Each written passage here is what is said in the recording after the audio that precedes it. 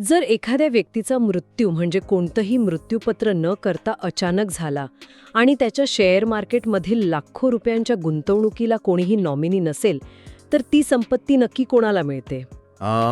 तो खूप मोठा आणि गुंतागुंतीचा प्रश्न असतो नेहमी. हो ना. तुम्हाला माहितीये का प्रेक्षकांनो, ख्रिश्चन कायद्यानुसार अशा वेळी मृत व्यक्तीच्या आईला संपत्तीत वाटा मिळतो की नाही?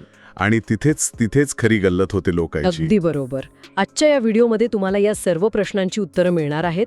आज आपण सखोल चर्चा करणार आहोत. कर्नाटक उच्च न्यायालयाचा एक अतिशय महत्त्वपूर्ण आणि दिशादर्शक निकाल आपण पाहणार आहोत.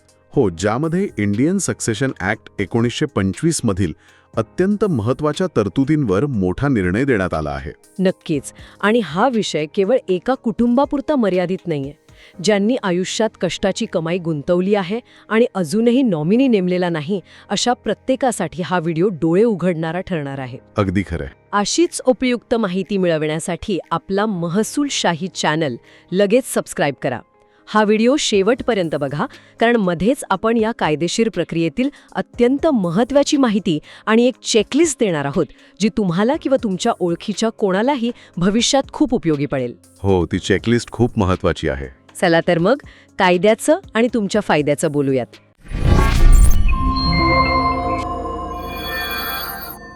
आज माझ्यासोबत आपले तज्ज्ञ उपस्थित आहेत, जे या कायदेशीर पेचाची अगदी मुळापासून उकल करतील. धन्यवाद.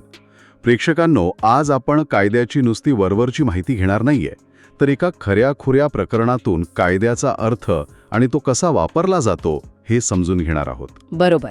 माझ्या अनुभवातून सांगतो, जेवढी प्रकरणं गुंतागुंतीची वाटतात ना, त्यांची मुळं कुठेतरी कायद्याच्या अज्ञानात दडलेली असतात. हे प्रकरण बघा, हेरॉल्ड वाझक नावाच्या एका व्यक्तीचं. त्यांचं अनपेक्षित निधन झालं आणि त्यांनी स्वतःच्या पश्चात संपत्तीचं काय व्हावं याबाबत कोणतंही मृत्यूपत्र करून ठेवलं नव्हतं. म्हणजे ज्याला आपण कायद्याच्या भाषेत इंटेस्टेट किंवा मृत्यूपत्राशिवाय मृत्यू असं म्हणतो, तेच ना? अगदी तेच, इंटेस्टेट.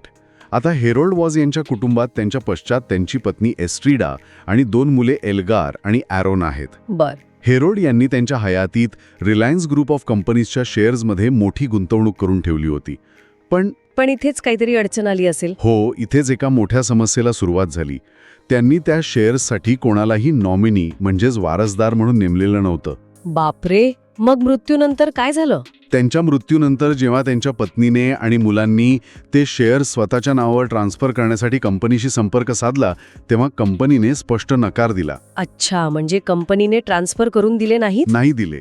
त्यांनी सांगितलं की तुम्हाला आधी सक्षम न्यायालयाकडून सक्सेशन सर्टिफिकेट म्हणजेच वारसा प्रमाणपत्र आणावं लागेल.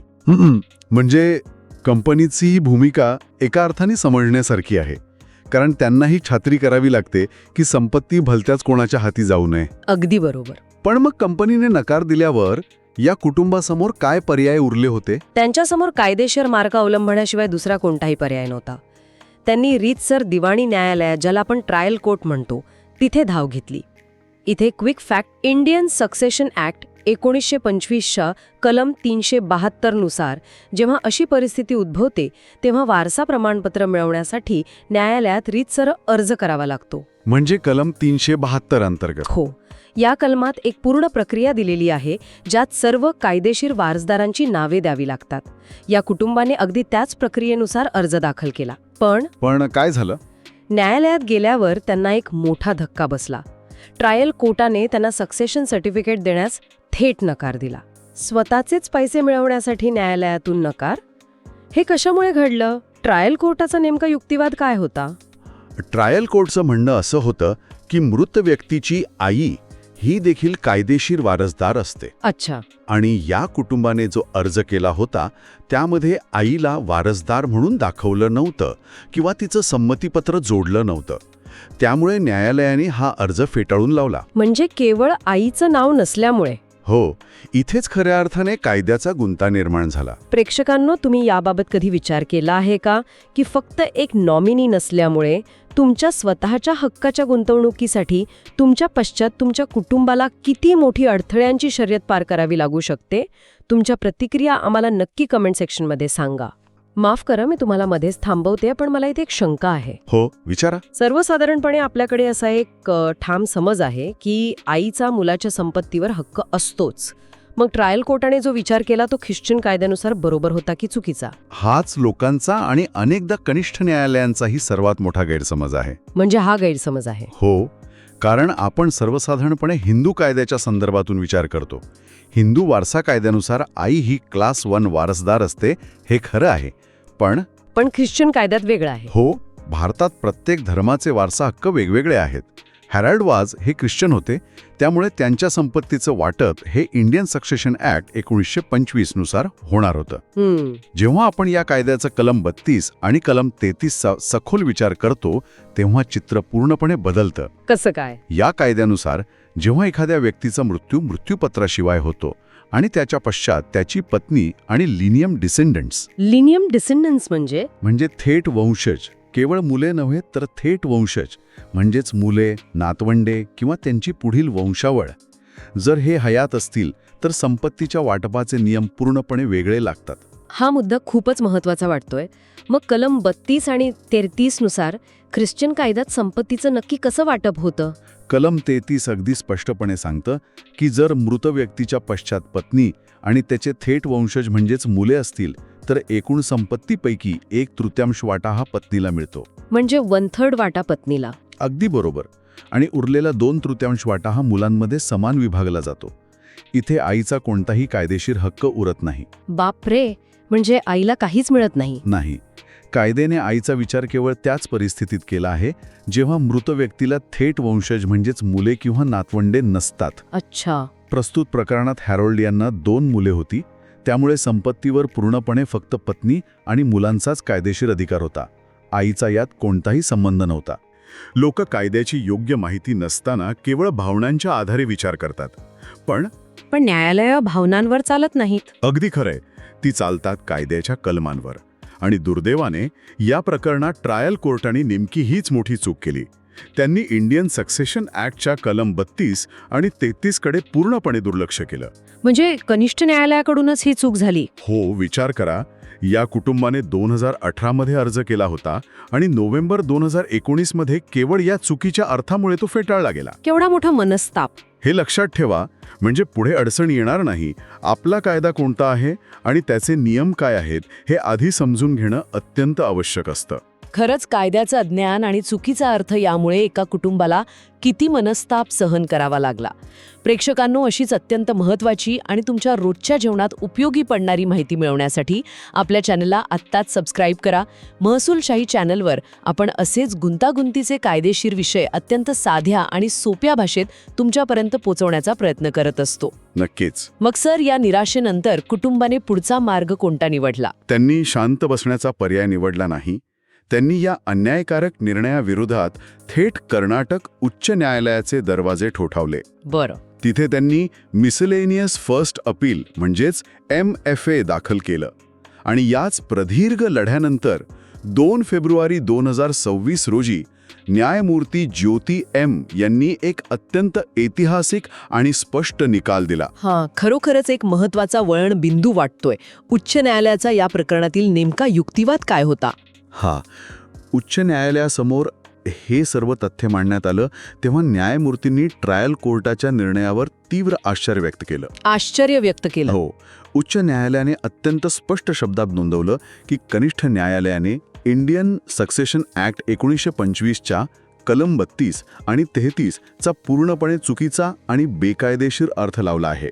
न्यायमूर्ती ज्योती M यांनी ठणकावून सांगितलं की ख्रिश्चन कायद्यानुसार जेव्हा मृत व्यक्तीच्या पश्चात पत्नी आणि मुले हयात असतात तेव्हा आईला कायदेशीर वारसदार म्हणून कोणताही हक्क प्राप्त होत नाही. म्हणजे तो जुना आदेश रद्द झाला. हो. त्यामुळे ट्रायल कोर्टाने 8 नोव्हेंबर 2019 रोजी जो अर्ज फेटाळण्याचा आदेश दिला होता तो पूर्णपणे रद्दबातल ठरवण्यात आला. 8 वर्षांच्या संघर्षानंतर हा त्या कुटुंबासाठी खूप मोठा विजय होता. उच्च न्यायालयाने यापुढे जाऊन काही ठोस निर्देश दिले का? हो. उच्च न्यायालयाने केवळ आदेश रद्द करून थांबले नाहीत, तर त्यांनी न्यायव्यवस्थेतील दिरंगाईला चाप लावण्यासाठी एक कडक निर्देश दिला. कोणता? त्यांनी ट्रायल कोर्टाला स्पष्ट सांगितलं की उच्च न्यायालयाचा हा निकाल हाती पडल्यापासून अवघ्या 1 आठवड्याच्या आत या कुटुंबाला म्हणजेच पत्नी आणि मुलांना त्यांचं सक्सेशन सर्टिफिकेट देण्यात यावं. 1 आठवड्यात? खूपच छान. हा निकाल म्हणजे योग्य कायद्याचा योग्य वापर कसा असावा याचं एक उत्तम उदाहरण आहे. हे ऐकायला खूपच आश्वासक वाटतंय. पण आता या सर्व चर्चेतून एक व्यावहारिक प्रश्न निर्माण होतो. समजा आपल्या प्रेक्षकांपैकी कोणाच्या कुटुंबात अशी वेळ आली, एखाद्या व्यक्तीने शेअर्स घेतलेत, बँकांमध्ये पैसे ठेवलेत, पण नॉमिनी लावायला विसरला आणि अचानक त्याचं निधन झालं.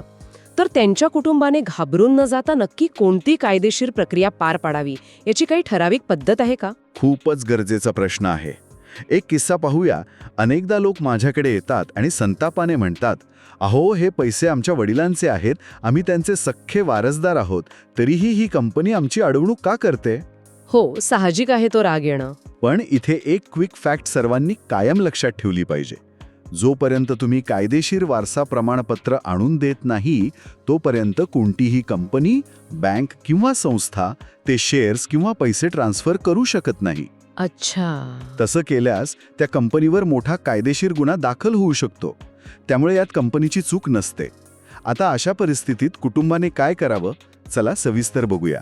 याची एक स्टेप बाय स्टेप चेकलिस्ट मी देतो, जी सर्वांनी लिहून ठेवली तरी चालेल. हो, प्रेक्षकांना नक्की लिहून घ्या. पहिली स्टेप, जेव्हा अशी दुर्दैवी घटना घडते तेव्हा सर्वात आधी तुमची ग्रामपंचायत, नगरपालिका किंवा महानगरपालिका असेल, तिथून मृत व्यक्तीचे मृत्यू प्रमाणपत्र मिळवा.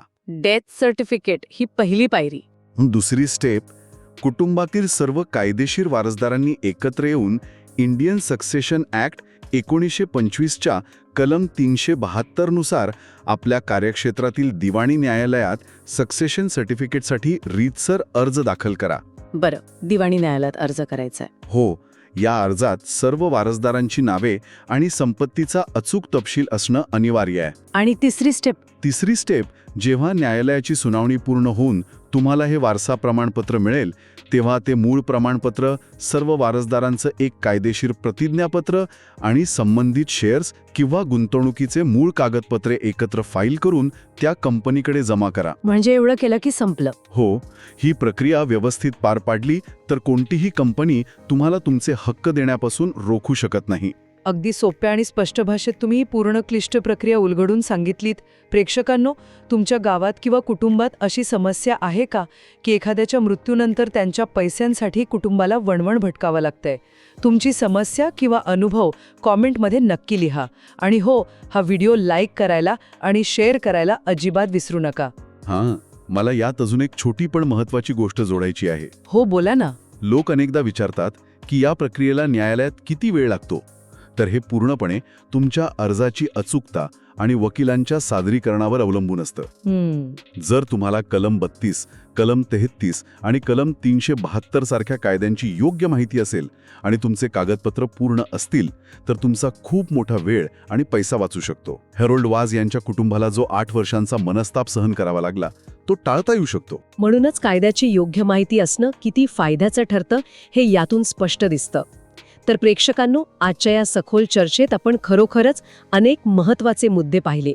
इंटरस्टेट मृत्यू म्हणजे काय, इंडियन सक्सेशन ॲक्ट 1925 मधील कलम 32 आणि 33 नुसार ख्रिश्चन कायद्यात वारसा हक्क कसे ठरतात हे आपण पाहिलं.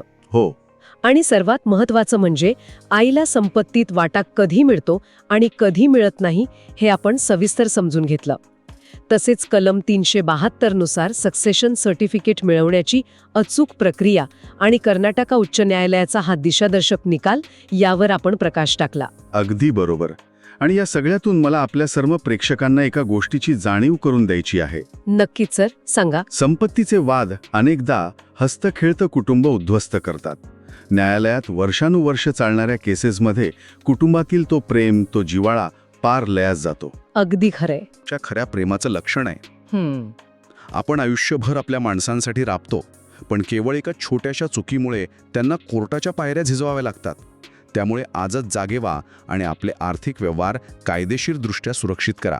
खूपच सुंदर आणि अंतर्मुख करायला लावणारा संदेश दिलात तुम्ही सर. हा व्हिडिओ आपल्याला नक्कीच आवडला असेल. असेच महसूल आणि इतर सर्व कायद्यांबाबत सोप्या भाषेत मार्गदर्शन तुम्हाला यापुढेही हवंय. प्रेक्षकांना नक्कीच हवा असणारा असा माहितीपूर्ण संवाद. मग आपला महसूलशाही यूट्यूब चॅनल खास तुमच्यासाठीच आहे. लगेच सबस्क्राईब करा. आणि हो, तुम्हाला कोणत्या नवीन कायद्याबद्दल माहिती हवी आहे तेही आम्हाला कमेंट्समध्ये सुचवा. नक्की सुचवा. पुढील व्हिडिओमध्ये आपण 7-12 उतार्यावरील एका नवीन आणि अत्यंत महत्त्वाच्या नियमाबद्दल सविस्तर माहिती पाहणार आहोत. तो व्हिडिओ तर अजिबात चुकवू नका, कारण तो थेट तुमच्या जमिनीशी आणि तिच्या मालकी हक्काशी जोडलेला आहे. अगदी बरोबर. प्रेक्षकांनो, खाली दिलेल्या लिंकवरून आपल्या व्हॉट्सॲप व टेलिग्राम ग्रुपमध्ये नक्की सामील व्हा.